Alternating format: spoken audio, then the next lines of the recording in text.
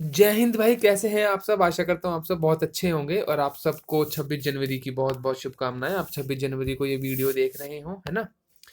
आप सबको 26 जनवरी अपने गणतंत्र दिवस की, अपने रिपब्लिक डे की, अपने संविधान लागू होने की बहुत बहुत शुभकामनाएं। और अगर 26 जनवरी के बाद भी देख रहे हो तो भाई शुभकामनाएं लेने में कैसी दिक्कत नहीं है कोई भी, है ना?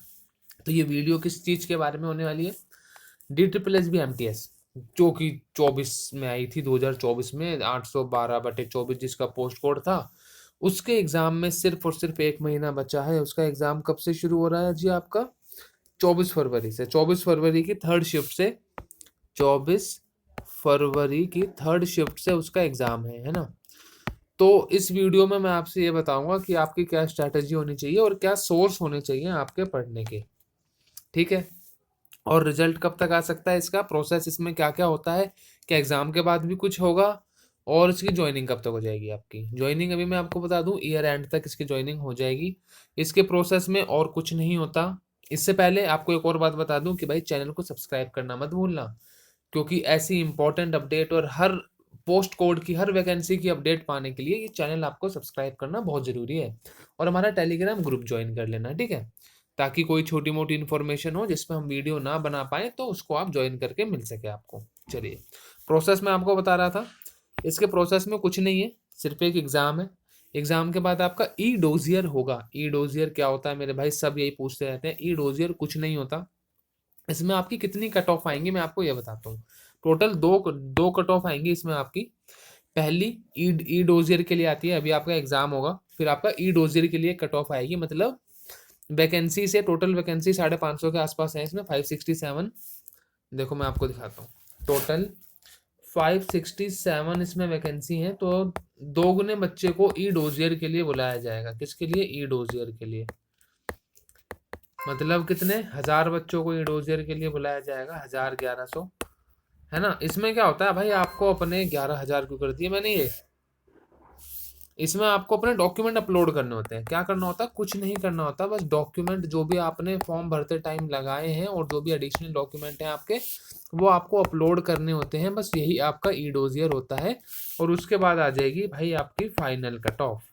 ठीक है? इसके बाद क्या आ जाएगी आपकी? Final cut off. बस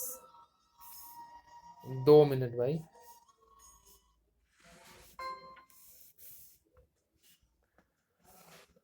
फाइनल कट ऑफ आपकी जब आ जाएगी, उसके थोड़े बहुत दिन बाद हर डिपार्टमेंट से जो भी आपको डिपार्टमेंट मिलेगा, जो फिर आपको डिपार्टमेंट की तरफ से वो आ जाएगी, क्या मेल वगैरह आ जाएंगे कि भाई अपना फिजिकल डॉक्यूमेंट वेरिफिकेशन करा लीजिए। ठीक है? अब बात करते हैं किस बारे में, कि अगर आप इसकी तैयारी कर रहे हैं तो आपके पास टेक्स्ट बुक का पास जरूर होना चाहिए। और लास्ट 26 जनवरी की सेल है, 24 से 26 जनवरी की में लगी थी, लास्ट डे है कल, तो भाई ले लो। मात्र और मात्र 263 रुपये का मिल रहा है। उसके बाद यही चीज़ आपको 800 रुपये की मिलेगी बाद में। ठीक है?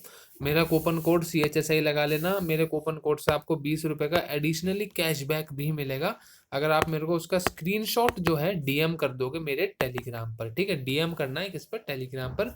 20 रुपये आपके अकाउंट में आ जाएंगे। चलो अब मैं आपको बताता हूँ इसका पैटर्न वगैरह क्या है एग्जाम का।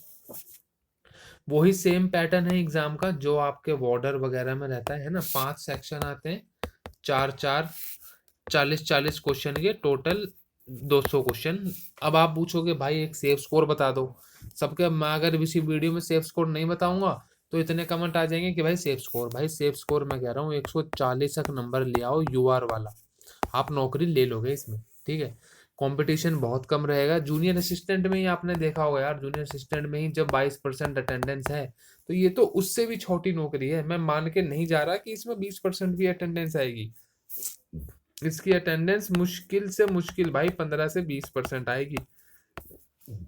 आप देख लेना, आप एग्जाम देने जाओगे, आपको पूरा लैब का लैब खाली मिलेगा। पूरे लैब में 500 बच्चे बैठने की क्षमता, 600 की क्षमता, उसमें आपको मात्र 10 या 20 बच्चे ही बैठते हुए मिलेंगे बस। ठीक है?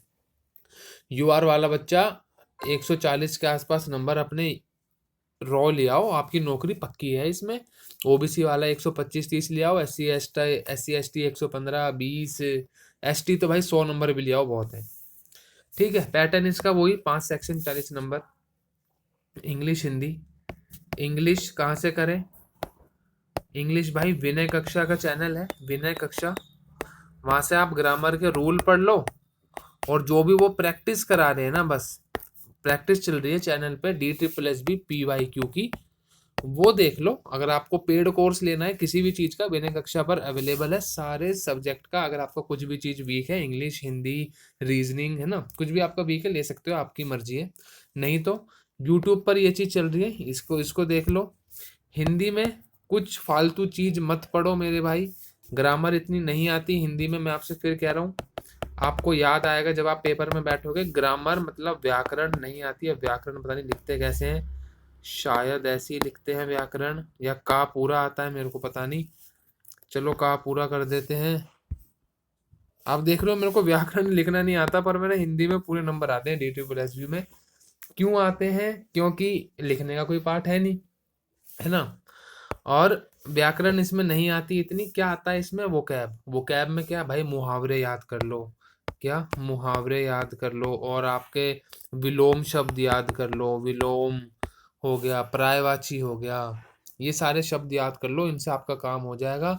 5 नंबर का पैसेज आएगा, 5 नंबर का क्लोज टेस्ट आएगा, हो सकता है 10 नंबर का भी आपका गद्यांश आ जाए। आप आराम से भाई मेरे 25-30 नंबर ले आओगे जीके में यार, ये हिंदी में। अगर आपकी हिंदी वीक भी है, आप इंग्लिश इंग्लिश साइड से हो, और अगर आप हिंदी मीडियम से हो, तो आप पूरे 35 के ऊपर ही नंबर लेके आओगे इसमें। फिर आप इंग्लिश में 25-30 नंबर ले आओगे। इंग्लिश के लिए विनय कक्षा पे जो PYQ सीरीज हो रही है उसे कर लो, उससे ज़्यादा कोई मत्थापीछी करने की ज़रूरत नहीं है। इंग्लिश में सेम वोकैब ज़्यादा आती है। आपके पास कोई भी वोकैब की बुक हो, मैं ये नहीं कह रहा कोई स्पेसिफिक बुक का नाम मैं नहीं लूंगा, कोई भी आपके पास वोकैब की बुक हो, चाहे ब्लैक बुक हो, चाहे कुछ हो, उससे पढ़ लो, काम हो जाएगा बस। सिंपल सीधी बात बता रहा हूँ आपको। नेक्स्ट क्या बचा? जीके, है ना। जीके में क्या करोगे भाई? करंट अफेयर कितना पढ़ लो, कुछ पढ़ लो, कुछ समझ नहीं आएगा। करंट अफेयर में टाइम देने से अच्छा है परमार सर पकड़ो, और जो भी वो PDF वगैरह दें आपको रिसेंट एग्जाम के लिए करंट अफेयर की, वो देख लेना। और बाकी उनकी कोई भी आप सीरीज देख लो, जैसे PYQ सीरीज है ना उनकी, PYQ 5 देख लो, 4 देख लो।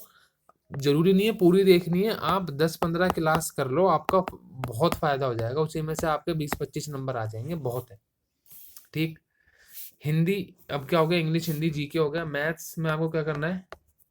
मैथ्स में भाई मेरे चैनल पर PYQ के 30 क्लास हो रखी है ऑलरेडी, उनको देख लो, उससे बाहर कुछ नहीं आएगा। रिसेंट भी मैं क्लास करा रहा हूँ, किसी अनसर्टेन कारण की वजह से वो क्लास रुकी हुई है ना, इसलिए। और अगर आपको मेरी क्लास नहीं करनी, आपको किसी की भी क्लास नहीं करनी, आपको पता है कि भाई मेरी मैथ और रीजनिंग स्ट्रांग है, तो कुछ मत करो, PYQ पेपर उठाओ बस। PYQ पेपर उठाओ। DSSB के कहाँ से मिलेंगे? हमारे टेलीग्राम चैनल पर सारे अवेलेबल हैं, अभी जूनियर असिस्टेंट के भी अवेलेबल हैं, और भाई वार्डर के भी सारे सेट अवेलेबल हैं। मैं कह रहा हूँ वार्डर थोड़ा सा हायर साइड का पेपर आया था, आप जूनियर असिस्टेंट उठाओ, और इसके सारे क्वेश्चन लगा लो, सारे सब्जेक्ट के लगा लो। मैं तो कह रहा हूँ जो वो कैब आ रही है ना इंग्लिश हिंदी में, उनको याद कर लो, और मैथ्स रीजनिंग के जो क्वेश्चन है ये कर लो। जिस बच्चे ने जूनियर असिस्टेंट के पेपर लगा लिए ना, और जीके के लिए परमार सर की कोई सीरीज पढ़ ली, और जो भी आपके जूनियर असिस्टेंट में एक्स्ट्रा फैक्ट आएंगे जीके में, वो अपने नोट डाउन कर लिए, भाई वो बच्चा नौकरी ले गया इसमें, क्योंकि बच्चे नहीं है इस एग्जाम में अब। बहुत शानदार नौकरी तो यार क्या, पर हाँ दिल्ली की नौकरी है, परमानेंट आप दिल्ली में रहोगे। अब मैं बार बार यही बोलता रहा हूँ बाकी यूट्यूबरों की तरह कि बहुत शानदार नौकरी है, फलाना ढिमकाना है। भाई MTS का काम है, कुछ भी काम आपसे करवा सकते हैं। कुछ भी का मतलब छोटे काम नहीं होते, छोटा इन द सेंस, अब मैं किसी काम को छोटा नहीं बोलना चाहता। जैसे आपसे चाय वगैरह नहीं बनवाएंगे, झाड़ू पोछा डस्टिंग वगैरह आजकल ये सरकारी दफ्तरों में नहीं होते हैं, इनके लिए प्राइवेट टेंडर निकाले जाते हैं, वो लोग काम करते हैं। आपको क्या करना होगा? आपको भाई मेन आपका काम होगा फाइल मैनेजमेंट का, ठीक है। किसी बड़े अफसर के साथ आपको लगा देंगे, उनकी फाइल पकड़ के चलो, उनकी उनको कोई दिक्कत ना हो, बस आपका यही काम है। जिस भी बड़े अफसर के साथ हो आप, उनको कोई दिक्कत ना हो। आपको कंप्यूटर चलाना आता है तो भाई कंप्यूटर पे बैठ जाओ, कोई वो नहीं है। बंदों का काम करने का मन नहीं होता सरकारी महकमे में। आपको काम करना आता है कंप्यूटर पे, आप बैठ जाओ, वो कंप्यूटर वाला अपना बाहर घूम लेगा। यही होता है भाई। आप कहीं भी सरकारी ऑफिस में जाओ, अगर किसी छोटे आदमी को कंप्यूटर पे बैठना आता है, वो उसको बिठाएंगे और वो खुद बाहर घूम लेंगे। और वो क्या बोलेगा, मेरे को ये चीज नहीं आती, साहब आएंगे तो बताएंगे। है ना, सुना होगा आपने, साहब आएंगे तो बताएंगे। वो साहब ही नहीं आएगा, तो काम भी नहीं होगा। ठीक है, अगर आपको थोड़ी बहुत भी कंप्यूटर की नॉलेज है नहीं हो तो आपका फाइनल सिलेक्शन होने के बाद 2-3 महीने का कोर्स होता है, अपना एक्सेल और एमएस वर्ड चलाना सीख लेना, यही चलते हैं ऑफिसों में, और कुछ होता नहीं है।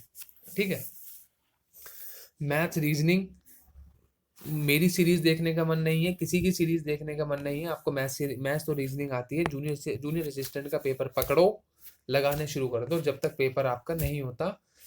मेरी ख्याल 40-42 शिफ्ट है, रोज एक पेपर भी लगाओगे तब भी आपके पेपर तक वो खत्म नहीं होंगी। ठीक है, और अगर हो जाती है, आपका पेपर बाद में बढ़ता है, तो भाई किसी और एग्जाम के स्टार्ट कर लेना, बॉर्डर के मत लगाना, बॉर्डर के पेपर हार्ड आए हैं अब की बार, आपका कॉन्फिडेंस लो हो जाएगा।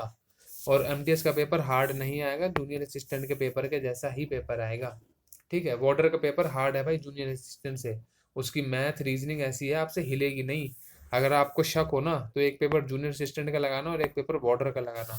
बॉर्डर की मैथ्स ऐसी आई है ना, बच्चों से अच्छे अच्छे सीजीएल वाले बच्चों से 32-33 क्वेश्चन हुए हैं 40-40 में से। ठीक है, this is from my side. अब भी अगर आपको कोई दिक्कत हो कि एमटीएस के लिए क्या करें, कैसे तैयारी करें, तो भाई कुछ मत करो, बस मेरे को टेलीग्राम पे डीएम कर लो अगर आपकी अब कुछ पर्सनल दिक्कत है तो। ठीक है, चलो इसी नोट के साथ एंड करता हूँ इस वीडियो को, आशा करता हूँ आपको अच्छी लगी होगी, पसंद आई होगी। जय हिंद, एक बार फिर 26 जनवरी की बहुत बहुत शुभकामनाएं। जय हिंद।